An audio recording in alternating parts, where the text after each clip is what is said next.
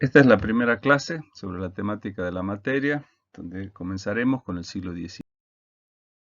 Vamos a ver primero el contexto, luego la ciudad, luego la teoría y la enseñanza y finalmente la arquitectura del siglo XIX. El contexto cultural del siglo XIX presenta una evolución significativa respecto de todo lo anterior.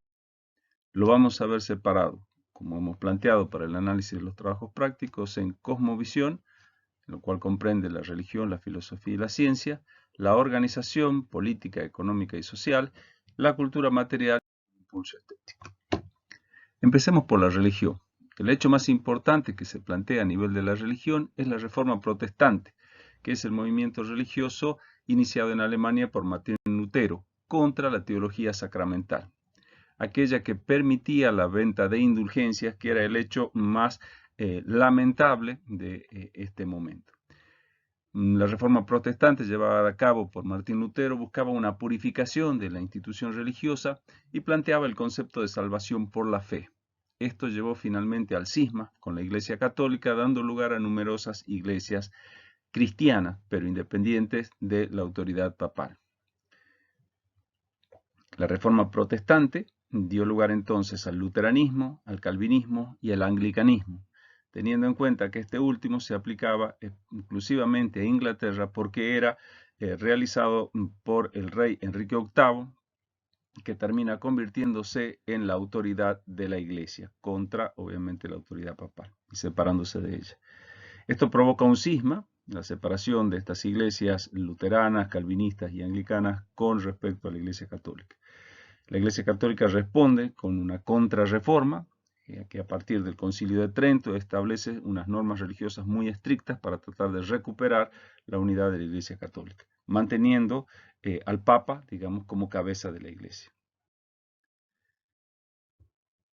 El segundo aspecto que veremos de la cosmovisión es la filosofía, y en la filosofía el movimiento más importante que tenemos en este periodo es el llamado de la Ilustración, que es un movimiento cultural e intelectual europeo que surgió a mediados del siglo XVIII y cuya finalidad expresa era disipar las tinieblas de la ignorancia de la humanidad frente a las luces del conocimiento y la razón. Por eso se denomina iluminismo o ilustración. ¿Cuáles eran los elementos que planteaba la Ilustración para iluminar al hombre? En primer lugar, el racionalismo como doctrina filosófica, planteando la confianza en la razón humana y llevando al hombre al ser el centro del universo y del conocimiento. En segundo lugar, el concepto de naturaleza, que sustituye a lo divino como la causa de todo lo creado. En tercer lugar, la libertad de pensamiento como una condición fundamental para el progreso, planteada por Voltaire. A partir de allí se establece una actitud crítica hacia el absolutismo político, abogando por la división de poderes de Montesquieu y por el concepto de la voluntad popular de Rousseau. Al mismo tiempo, contra la Iglesia se plantea el laicismo. También una fe en el progreso como una concepción optimista del futuro basada en la razón que guiaría al hombre por un camino de progreso eterno. Esto generará también una preocupación por la educación, que será considerada la base del progreso social. Y esta educación podrá llevarse a cabo a partir de resumir el saber y el conocimiento del pensamiento ilustrado en un medio de difusión, como fue la enciclopedia. Ahora, los ciudadanos podían tener acceso al conocimiento antes vedado solamente a los reyes y los papas. Dentro de el planteo filosófico del humanismo, tendremos distintas corrientes que posteriormente irán dando lugar a lo que veremos como las dos ramas del pensamiento filosófico. Una, el racionalismo con Descartes, y otra, el empirismo con John Locke. Dentro de la ciencia, lo que vamos a ver es un cambio de paradigma fundamental que se pasa en las teorías de la teoría geocéntrica medieval de la Tierra como centro del universo a la teoría heliocéntrica moderna de Nicolás Copérnico, que plantea al Sol como centro del universo. Al mismo tiempo, los descubrimientos y avances realizados por la ciencia permiten a Galileo Galilei validar esta teoría de Copérnico al comprobar el movimiento de los planetas. La Iglesia se opondrá y, bueno, finalmente será condenado y a duras penas salvará su vida. También en el caso de las leyes físicas, el planteo de la ley de gravitación universal de Isaac Newton, que explica cómo funcionan los cuerpos, y la ley de los movimiento elíptico de los planetas que define Johannes Kepler, que describe las órbitas de los planetas alrededor del Sol. Todo esto se puede lograr a través del racionalismo, que plantea una base práctica de experimentación para llevar adelante un método científico experimental, que es el planteado por Bacon. El desarrollo científico va a ser el resultado de esta sucesión de métodos experimentales, y por el otro lado, el racionalismo intelectual de Descartes, que va a separar la ciencia y la religión para utilizar la razón como único modo de llegar a la verdad. Entonces, por un lado estará la base empírica de los experimentos científicos que digamos, verifican las teorías, y por el otro lado estará el racionalismo, que elaborará estas teorías basado en el uso de la razón. Entre ambos se producirá el desarrollo científico en la búsqueda de la verdad científica. Tendremos ahí a estos personajes significativos. Están en esta línea de tiempo marcada la evolución de los descubrimientos y cómo nos vamos acercando hacia el siglo XIX. En política, el cambio más importante va a ser pasar de ese sistema de monarquía absoluta, ¿sí?, a un sistema nuevo. El sistema de la monarquía absoluta planteaba que el rey era el Estado. El rey dijo, el Estado soy yo. Concentraba la suma de todo el poder político, ya que concebía que ese poder derivaba directamente de Dios, y solo ante él el rey debía dar cuenta de sus actos. Por lo tanto, los súbditos no tenían ningún derecho y solo debían obedecer. Las atribuciones del rey entonces eran numerosísimas, desde declarar la guerra, comandar ejércitos, fijar los impuestos, dirigir la administración, mandar la justicia, etc. Esta monarquía absoluta evolucionará desde el siglo XVI y XVII a lo que se dará en llamar el despotismo ilustrado, que es una monarquía absoluta pero ilustrada, tratando de incorporar algunas de las ideas de la ilustración del siglo XVIII. Culminará con la Revolución Francesa en 1789 y el cambio del sistema político definitivamente. A nivel de organización social, en el antiguo régimen monárquico francés, es decir, el de la monarquía absoluta, solo existían tres clases sociales, o estados como eran llamados. El primer estado era el clero, y el segundo estado era la nobleza, y estos conformaban los dos estados privilegiados. Por debajo de estos existían el llamado tercer estado o el estado llano, que no poseían ningún tipo de privilegios. El primero y el segundo estado poseían grandes tierras, recibían dinero del tercer estado y no pagaban impuestos. El tercer estado, el estado llano, es sobre el que caía el peso del trabajo y del sostenimiento económico de las otras dos clases.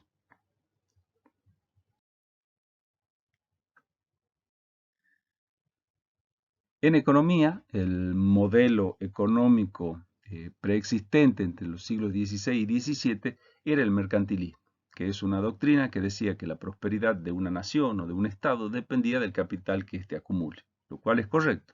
El problema es que para que el Estado acumule ese capital, el Estado debía intervenir absolutamente en la economía, de manera de lograr superávit en la balanza comercial. Entonces, la injerencia del Estado es importante para poder manejar la economía del Estado. Y esto va en detrimento del emprendimiento privado. Es así como este sistema de economía y mercantilismo tendrá a la agricultura como base, al capitalismo comercial como sistema de intercambio, lo cual requerirá nuevos mercados y la aplicación de nuevas técnicas financieras. Para la búsqueda de nuevos mercados, los países europeos se dedicarán a la colonización de tierras desconocidas, como el caso de España y Portugal. Esto será posible, bueno, gracias a los avances técnicos, y en el caso de América permitirá el ingreso a Europa de grandes cantidades de oro y plata, además de otros insumos. Nos encontramos en el siglo XVI con Adam Smith como el economista más importante, y el paso del mercantilismo al liberalismo. Este mapa quiere mostrar cómo se encontraba Europa durante la Edad Moderna, la conformación geopolítica de Europa. Es simplemente para darnos una idea de la cantidad de reinos que conformaban lo que conocemos hoy como Europa. O sea, muchas de las naciones que para hoy son unitarias como Estado eran una sucesión de reinos en un delicado equilibrio de poder, como es el caso de lo que pasaba en Italia, por ejemplo. Veamos ahora cuáles son, como síntesis, en el siglo XIX, los tres grandes cambios, las tres grandes revoluciones. La revolución política, que a través de la Revolución Francesa va a generar el cambio del sistema político y va a obligar a la búsqueda de nuevas formas representativas dentro del mundo de la arquitectura. El paso del antiguo régimen, el régimen monárquico, al nuevo régimen, que será del 18 al 19, establecerá una modificación total de los sistemas políticos, sociales e incluso económicos, pasando de sistemas autoritarios a sistemas liberales, donde el individuo va a adquirir protagonismo dentro de la vida política, la vida social y la vida económica del Estado. Este cuadro resume ese esquema general de cómo los hombres adquieren a partir de la Ilustración el concepto de que nacen iguales, que tienen los mismos derechos y por lo tanto tienen el derecho de gobernarse a sí mismos a través de un sistema que es el republicano que separa los tres poderes para evitar la supremacía de uno sobre el otro. La segunda gran revolución es la revolución tecnológica, aquella que va a producir nuevos materiales y nuevas técnicas, tanto de producción como de construcción. Estos cambios en las técnicas de producción van a influir en la organización del trabajo y en el lugar donde el trabajo se produce. Se pasará del taller del artesano a la fábrica y al sistema de producción en serie, el Factory Systems. Y esto incidirá en la ciudad a través del traslado de la fábrica a la ciudad, que demandará gran cantidad de mano de obra que se producirá a través de la migración de población rural hacia estas ciudades, generando cambios significativos en ellas. Y la tercera gran revolución es la revolución del transporte, que permitirá la ampliación del intercambio comercial y social de los distintos.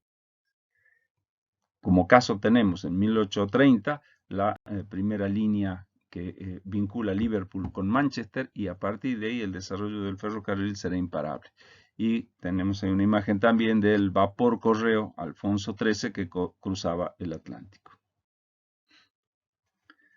Veamos ahora en paralelo entonces los cambios que se van a dar en todos los aspectos de la cultura entre el siglo XVIII y el siglo XIX. En cuanto a la cosmovisión, en términos genéricos, el principio de autoridad basado en un sistema metafísico. Es decir, tanto la autoridad del Papa como la autoridad del Rey venían directamente de Dios y nadie podía cuestionarlo. En el siglo XIX, a partir del racionalismo, el iluminismo como movimiento va a plantear que la verdad se establece a partir de la razón y por lo tanto el principio de libertad de pensamiento derivará del del paradigma científico y no de un sistema metafísico. Esto permitirá a los hombres pasar en la estructura política de la monarquía absoluta a un sistema republicano donde se gobiernen por sí mismos.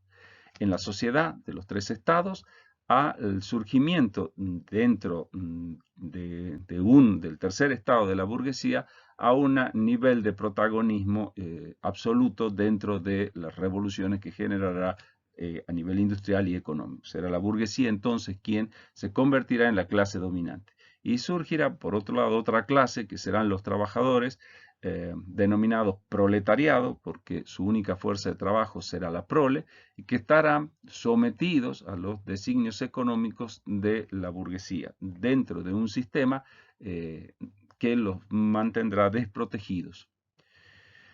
En economía pasamos entonces del sistema mercantilista, donde el Estado controla absolutamente todos los recursos de la economía para acrecentar las riquezas del mismo, al liberalismo, donde se deja a los particulares poder progresar libremente y el Estado solamente controla algunos sistemas económicos. En cuanto a la cultura material, pasaremos de un sistema artesanal de materiales y técnicas tradicionales al sistema industrial, a los nuevos materiales y a las nuevas técnicas producto de esos nuevos materiales. En cuanto al impulso estético de los dos grandes movimientos arquitectónicos que fueron el barroco y el rococó, representativos de esa monarquía absoluta y del Estado monárquico, al neoclásico, al neogótico y al ecléctico, como los estilos tradicionales del siglo XIX, para expresar los nuevos sistemas políticos de gobierno republicanos.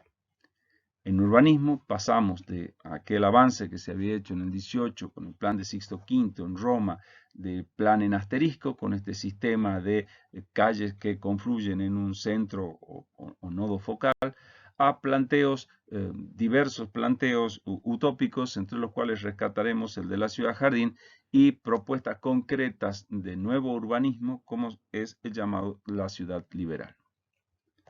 En arquitectura pasaremos de los tipos dominantes para la clase dominante, que eran los palacios y las iglesias, a todo tipo de edificios institucionales para el nuevo Estado, de gobierno, de justicia, salud, educación, para la seguridad, para el ocio, para el transporte, etc., más edificios para la actividad privada, como son los grandes edificios comerciales.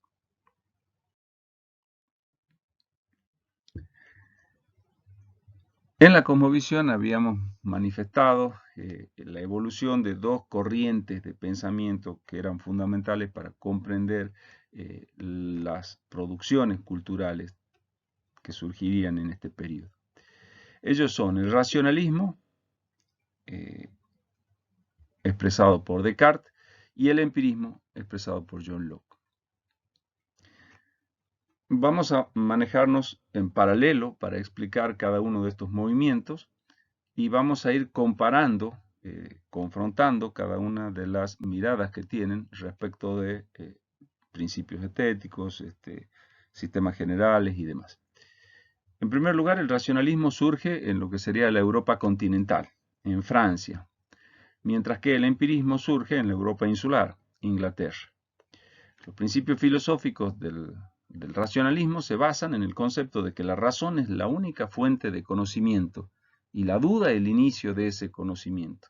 Al dudar de lo que sé, debo explicarlo a través de la razón y una vez que se justifique por la razón, puedo considerarlo como válido.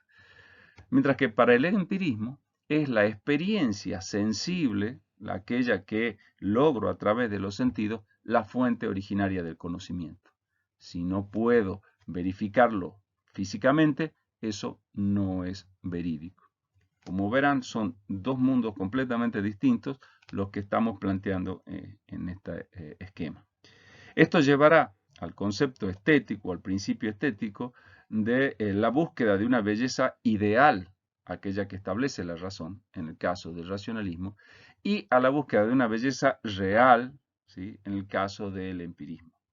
La referencia estética para el racionalismo será que la naturaleza que nos rodea es aquella que propone y nos muestra esa belleza ideal. Y para el empirismo también será la naturaleza, pero nos va a proponer una belleza de tipo real.